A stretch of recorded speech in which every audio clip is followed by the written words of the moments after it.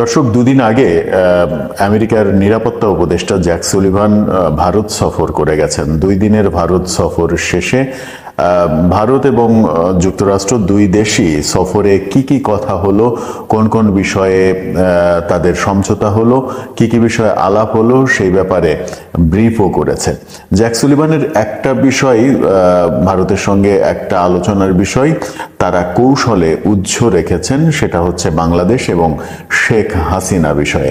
শেখ হাসিনা বিষয়ে মারাত্মক কিছু ইনফরমেশন ভারতের বিভিন্ন সূত্র থেকে পাওয়া যাচ্ছে, ভারতের বিভিন্ন চ্যানেল থেকে পাওয়া যাচ্ছে, যেটা জ্যাক সুলিভানের সঙ্গে ভারতের নিরাপত্তা উপদেষ্টা অজিত দোভাল, পররাষ্ট্রমন্ত্রী এস জয়শঙ্কর এবং প্রধানমন্ত্রী নরেন্দ্র মোদীর সঙ্গে হয়েছে। জ্যাক সুলিভানের সঙ্গে তাদের কিছু শর্ত আদান প্রদান হয়েছে। এই খবর তো রয়েছেই, শেখ হাসিনাকে নিয়ে ভারত সরকারের নতুন সিদ্ধান্ত তৈরি হয়েছে, সেই খবর জানাচ্ছে বাংলাদেশেরই প্রথম সারির একটা সংবাদ মাধ্যম। সেই আলোচনাগুলোই করব এই ভিডিওতে, থাকবেন পলিটিক্স। আমেরিকার বিদায়ী নিরাপত্তা উপদেষ্টা জ্যাক সুলিভান ভারত সফর করেছেন, সেখানে বাংলাদেশ প্রসঙ্গ ছাড়াও তাদের মধ্যে মহাকাশ স্পেস নিয়ে সমঝোতা হয়েছে, পরমাণু যে চুক্তি, সেই চুক্তি নিয়ে কথা হয়েছে, বেসামরিক খাতে পরমাণু ব্যবহার ব্যাপারে চুক্তি হতে চলেছে তাদের মধ্যে খুব শীঘ্রই। এছাড়া এআই প্রযুক্তি, ইন্টেলিজেন্স, আর্টিফিশিয়াল ইন্টেলিজেন্স, এটা নিয়েও কথা হয়েছে। বড় বড় ইস্যু নিয়ে তাদের সঙ্গে এক ধরনের সমঝোতা হয়েছে। পাশাপাশি বাংলাদেশ এবং দক্ষিণ এশিয়া প্রসঙ্গেও কথা হয়েছে। বাংলাদেশ এবং দক্ষিণ এশিয়া প্রসঙ্গে জ্যাক সুলিভানের সঙ্গে কি কথা হলো, তার কিছু বোমা ফাটানো তথ্য বিভিন্ন সূত্র থেকে আসছে। সেই তথ্যটা নিয়ে পরে আলোচনা করছি। তার আগে জানাই, ভারত সরকার শেখ হাসিনা সম্পর্কে নতুন এক সিদ্ধান্ত নিয়েছে। সেই সিদ্ধান্তে বলা হচ্ছে যে শেখ হাসিনার ভারতে থাকার মেয়াদ বাড়িয়ে দিয়েছে নয়াদিল্লি। হিন্দুস্তান টাইমস বলছে, দিল্লির foreign regional registration office FRRO Sheikh হাসিনার ভারতে অবস্থানের অনুমতির মেয়াদ আরও বাড়িয়েছে, তবে তাদের কোনো কর্মকর্তা নাম প্রকাশ করেননি এবং তারা তথ্যটির বিস্তারিত, এর বাইরে বিস্তারিত কিছু জানাননি। শুধু জানানো হয়েছে ভারতে শেখ হাসিনা যে অবস্থান করছেন এবং ভারতের সব রাজনৈতিক দলের সম্মিলিত সিদ্ধান্তেই তিনি অবস্থান করছেন, সেই অবস্থানের মেয়াদ ভারত সরকার বাড়িয়ে দিয়েছে। কতদিন বাড়িয়েছে সেই ব্যাপারে বিস্তারিত তথ্য আসেনি, তবে বাড়িয়েছে এটা জানিয়েছে দিল্লির ফরেন সার্ভিস কর্তৃপক্ষ। সেই ফরেন সার্ভিস না, ফরেন রিজিওনাল রেজিস্ট্রেশন অফিস, তারা জানিয়েছে এই তথ্য। এটা একটা গুরুত্বপূর্ণ সিদ্ধান্ত ভারতের শেখ হাসিনা বিষয়ে। শেখ হাসিনা বিষয়ে ভারত যে একের পর এক শেখ হাসিনার পক্ষে সিদ্ধান্ত নিচ্ছেন, এটি তার আরেকটা স্টেপ বলা যায়। শেখ হাসিনার পক্ষে যখন ভারত অবস্থান নিচ্ছেন, তখন সেটা বাংলাদেশের বর্তমান অন্তর্বর্তীকালীন সরকারের বিপক্ষে চলে যাচ্ছে, এটাও ব্যাপারটা স্পষ্ট। বলছিলাম জ্যাক সুলিভানের কথা। জ্যাক সুলিভান ভারতের সঙ্গে, বিশেষ করে ভারতের নিরাপত্তা উপদেষ্টা অজিত দোভালের সঙ্গে কি আলোচনা করলেন, বাংলাদেশের সরকার নিয়ে নাকি তাদের সঙ্গে কথা হয়েছে। ভারতের বিভিন্ন সূত্র সেটা বলছে। ভারতের একটা চ্যানেল ক্যালকাটা ডায়ালগস, সেখান থেকেও সাংবাদিক জানাচ্ছেন বিভিন্ন তথ্য। সেই তথ্যগুলো যদি সত্যি হয় তাহলে সেটা মারাত্মক তথ্যই বলা যায়। জ্যাক সুলিভানের সঙ্গে অজিত দোভাল, মানে ভারতের, এক ধরনের দর কষাকষি হয়েছে বাংলাদেশকে নিয়ে, এবং জ্যাক সুলিভানকে বলা হয়েছে যে তোমরাই তো শেখ হাসিনাকে তাড়িয়ে ইউনূস সরকারকে বসিয়েছ, এখন বাংলাদেশের যে অবস্থা, সংখ্যালঘু নির্যাতন সহ নানা রকমের অবস্থা, বাংলাদেশের অর্থনৈতিক অবস্থা তলানিতে চলে গেছে। সব মিলিয়ে ডক্টর ইউনূস সরকারের কন্টিনিউ করাটা মুশকিল হয়ে যাবে। এবং বাংলাদেশের সংবিধানে যে নতুন অধ্যায় তৈরি হয়েছে, তত্ত্বাবধায়ক সরকার পুনঃব্যবস্থা করা হয়েছে, সেটার ফলে অন্তর্বর্তীকালীন সরকার এক ধরনের অবৈধ সরকারে রূপান্তরিত হয়েছে। এই অবৈধ সরকার কতদিন আর ক্ষমতায় থাকবে, এই প্রশ্ন যখন ভারতের তরফ থেকে আমেরিকাকে করা হয়, তখন জ্যাক সুলিভান বলেছেন যত দ্রুত সম্ভব ডক্টর ইউনূসকে তার দায়িত্ব থেকে সরে যেতে বলা হবে। ডক্টর ইউনূস সরে যাবেন, ডক্টর ইউনূসকে সরিয়ে নেওয়া হবে।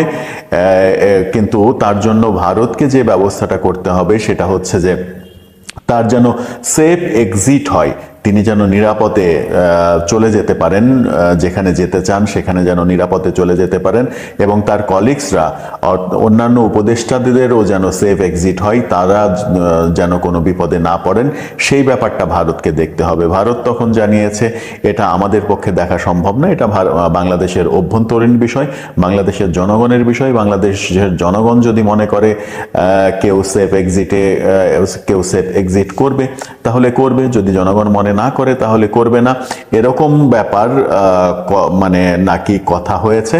এবং সেটা এমনও হতে পারে বাইডেন প্রশাসন থাকাকালীন সময়েও প্রধান উপদেষ্টা ডক্টর মোহাম্মদ ইউনূস পদত্যাগ করে চলে যেতে পারেন, এরকম বিভিন্ন তথ্য আসছে। বাইডেন প্রশাসন যদি শেষ পর্যন্ত তারা থাকা অবস্থায়, তারা তো আর মাত্র 10-11 দিন আছে, সেই 10-11 দিনের মধ্যে বাংলাদেশে কি নাটকীয় কিছু ঘটবে? সংবিধানের দোহাই দেওয়া হচ্ছে, সংবিধান যে তত্ত্বাবধায়ক সরকার ফিরে এসেছে, অন্তর্বর্তীকালীন সরকার ব্যবস্থা অবৈধ ব্যবস্থা, সেই অবৈধ ব্যবস্থায় আগামী নির্বাচন হতে পারে না, আগামী নির্বাচন তত্ত্বাবধায়ক সরকারের অধীনেই হবে। আমেরিকার তরফ থেকে বলা হয়েছে ঠিক আছে, তত্ত্বাবধায়ক সরকার গঠিত হবে, নতুন করে গঠিত হতেই পারে, তবে সেই তত্ত্বাবধায়ক সরকারের প্রধান শেখ হাসিনা হওয়া যাবে না।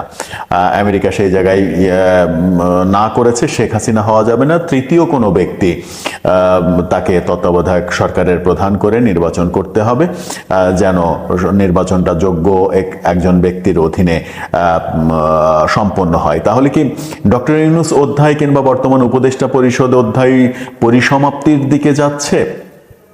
Jack Sullivan